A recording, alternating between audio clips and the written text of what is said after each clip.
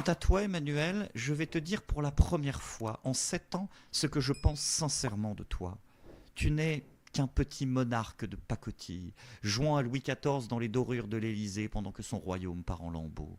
Un Jupiter en carton-pâte, enfant pourri gâté de la République, qui préférerait faire atomiser la France plutôt que d'admettre un seul instant que son trône vacille sous le poids de son incompétence flagrante. Emmanuel, tu n'es qu'un garnement capricieux qui confond la France avec sa chambre d'enfant, piétinant la démocratie comme un jouet qui l'ennuie.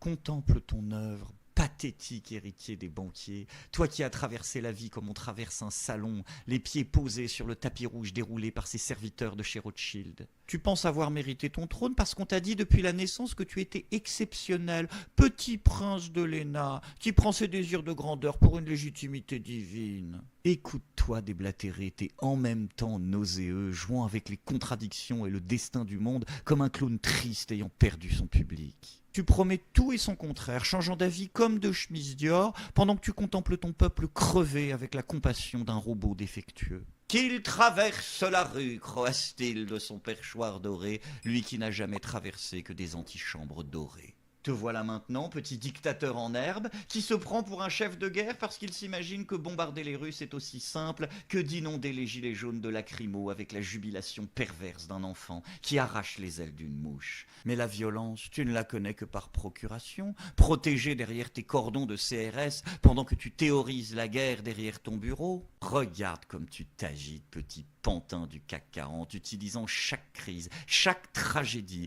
comme une occasion malsaine de dresser ton peuple récalcitrant. Emmanuel, tu n'es qu'un préfet de pensionnat, se croyant chef de guerre et dramatisant chaque contrariété pour asseoir son autoritarisme de façade. Et s'ils cherchent un responsable, dites-leur chaque jour, vous l'avez devant vous.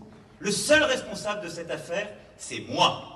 S'ils veulent un responsable, il est devant vous. Qu'ils viennent le chercher. Mais ton narcissisme pathologique commence à se fissurer, n'est-ce pas? Sous le vernis de l'arrogance, on devine la panique de l'enfant gâté qui réalise que peut-être cette fois-ci, Tata République et Maman Brigitte ne pourront pas le sauver. Alors tu t'accroches à ton fauteuil comme à une bouée de sauvetage, incapable d'entendre les hurlements de la rue qui réclament ton départ, trop occupé à admirer le reflet de ton biceps photoshopé dans les miroirs de Versailles. Mais maintenant que l'algorithme bug, eh bien tu tournes en boucle, répétant sans cesse et inlassablement les mêmes éléments de langage, pendant que la France réelle, celle que tu n'as jamais connue, se meurt sous les coups de ta gouvernance autistique. Casse-toi.